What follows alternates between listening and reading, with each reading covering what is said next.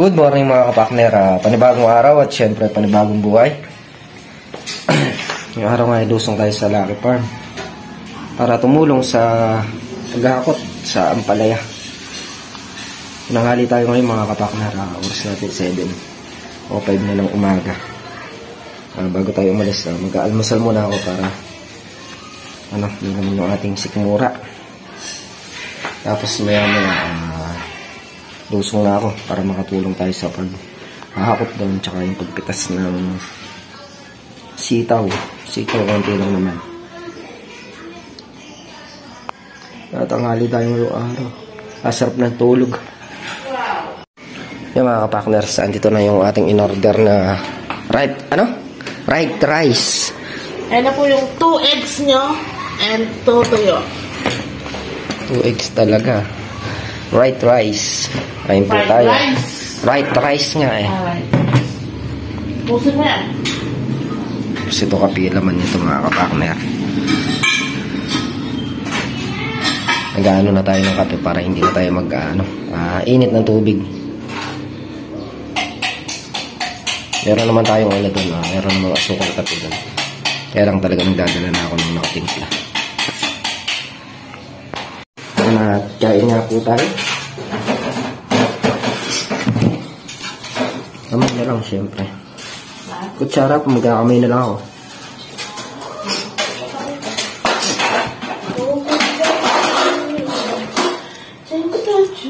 Sarap kumain pag nakakamay.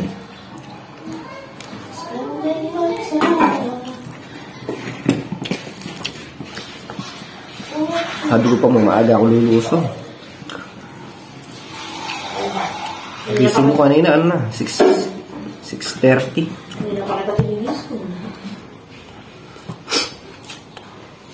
Kasi pag maaga ako lumulusong. So, yun naman. 4:30 pa lang, gising na. Magmagbiyak na ako nun tapos kakain. Sakto mga 5. Mga 5:30. Pwede na umalis. Pwede na sumibat.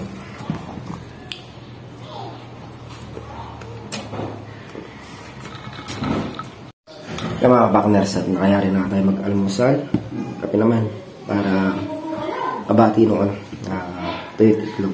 Nauna lang yung tuyot itlog. Kape po tayo.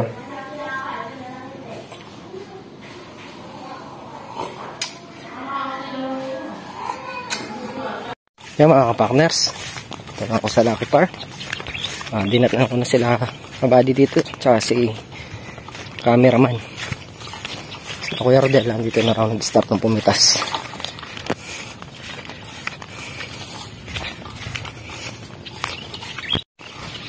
Pitas na muna ako ng sitaw.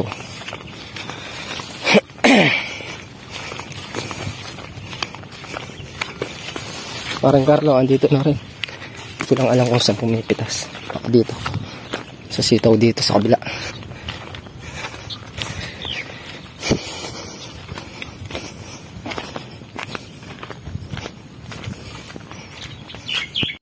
Yung mga kapakner, dito na tayo magsisimula. Tapos na tayo ng sitaw.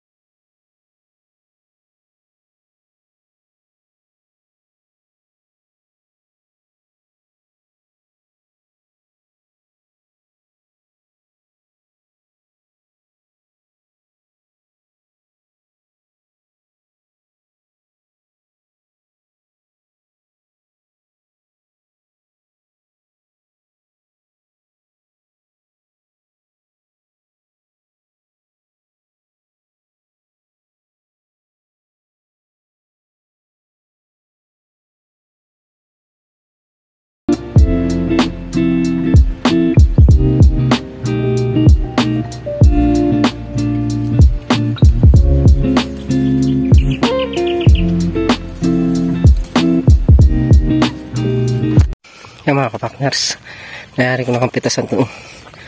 Ano na to? Tudling na to. Doon na niya sa kabilang daan. Hakutin ko muna to.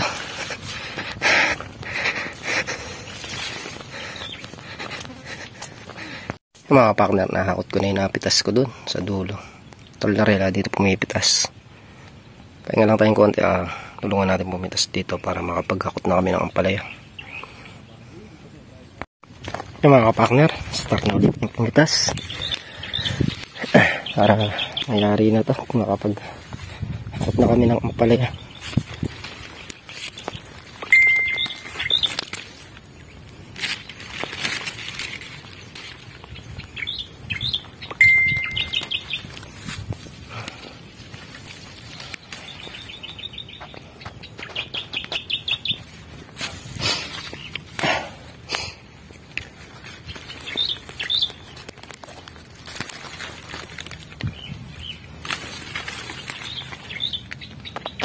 A few moments later.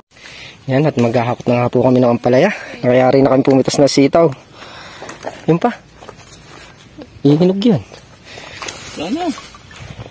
Okay. Ito, hindi pwede to. Hindi pa. May tusok.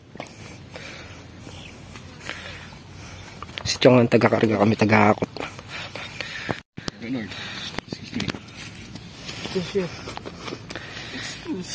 Maganda yung size ngayon, malalaki. Hindi ganun. Excuse us. Kaya rito. Hindi pa. Back up na yan. Baka mag-100 na be. Sana mag-100. Sandaan? Yan yung pinakamalabo kay ano? Kay. Hindi rin. Malay mo. Kaya mo. Oh. Butterfly. Buntis daw ba? Oh. Chang! Chang! Yung mga kabakners, pangutan na to. 3 hakot. Medyo marami ngayon. Isang tudling lang yung nasasakot ng panghakot namin. Dati nakakadalawang tudling.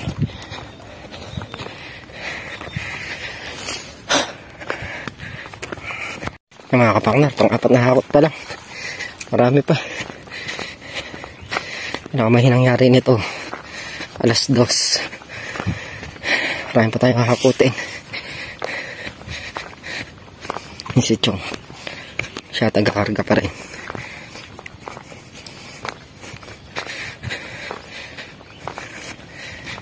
Naiinit na. Nagpahinga kami saglit eh.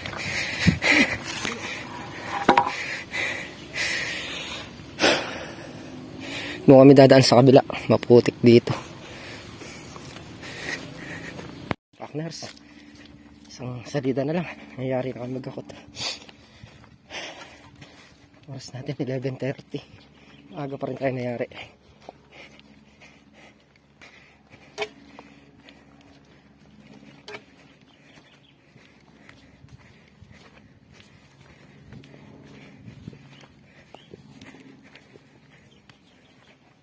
Ito lang. Payarin na sila Kuya Rodel. 1, 2, 3. 3 butas, okay. A few moments later. Yung mga partners, pang-6 na hakot.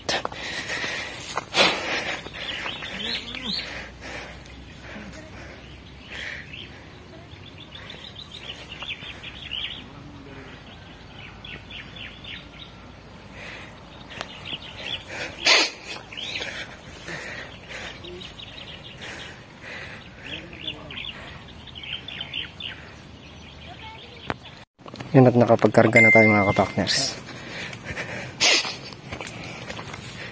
Ito na lang.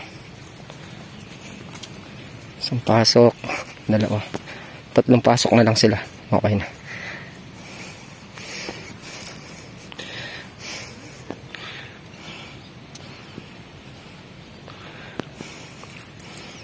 Sinalubong na ni Tol Narel Square dal para hindi tukop-tukop yung palaya. A few moments later. Yan mga kapakners, nangyari na kami maghakot. Okay na. babandel na lang ng buyer. Dito kami sa kubo ngayon at nagkakape.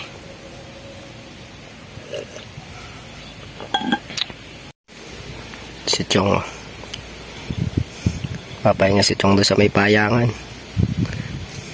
Tinanghali kasi kami ng lusong mga kapakner. Ako tinanghali ako kanina. Nakalusong ako mag-aalas 8 na. Pero kung sigurong maaga ako nakalusong, baka maaga rin nangyari yung hakutin.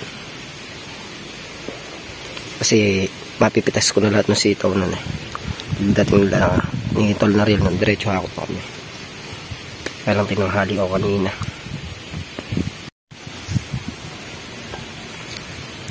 Maaga pa rin naman natin na dali. Mga kapakner. 11:40. Nangyari na kami hakot.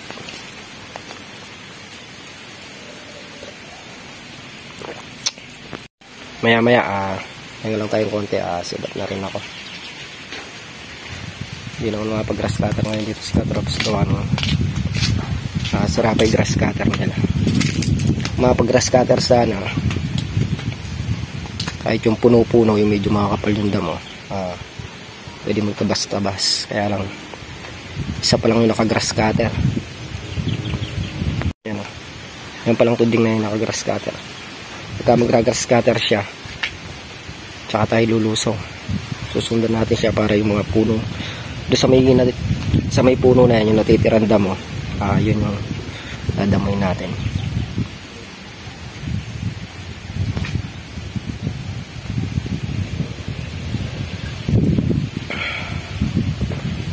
A few moments later. Yung mga kapakner, dito na ako sa bahay. Bali nagbuwi ako ng ampalaya para pang kilaw. Pang hapunan namin mamaya. Yan o. 2 piraso mga kapakner. Pero yung isa lang muna yung anuhin natin. Lulutuin natin. Papakilaw ko kay Mrs. Kapakner. Mukhang masarap kasi yung kilaw nito. Hihiwain daw ng manipis. Tapos lalagay natin dito itlog na pula, kamatis, sibuyas. Ang mamayang hapon. Hiwain ko na siya para makagayak na.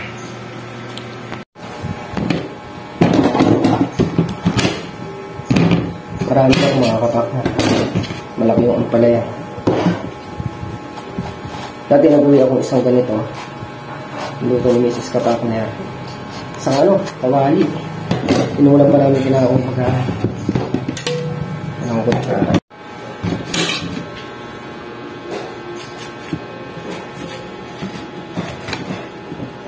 Nipis na lang natin yung hiwa.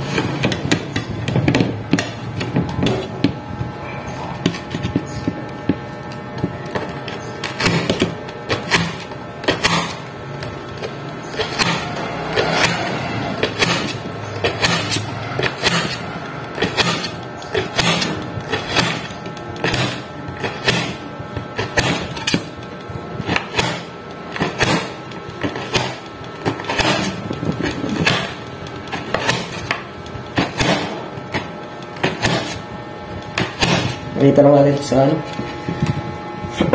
sa vlogging kabady. Mukha kasi mukhang masarap. Testingin natin.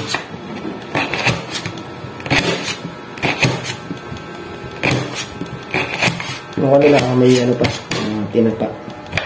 Lagyan nila. Nakalito sa vlog ni kabady.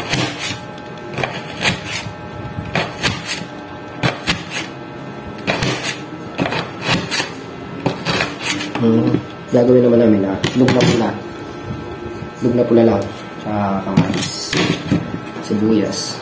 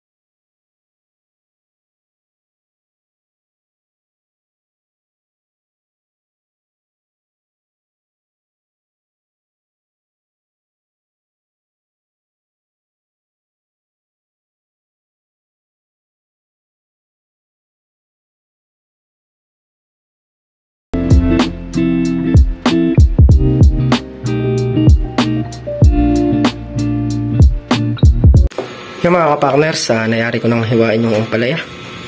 Yan, isang pirasong ampalaya lang, ang dami.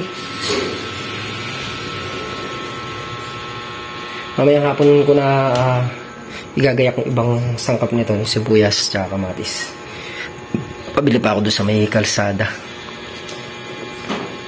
Lagyan din natin siya ng sili.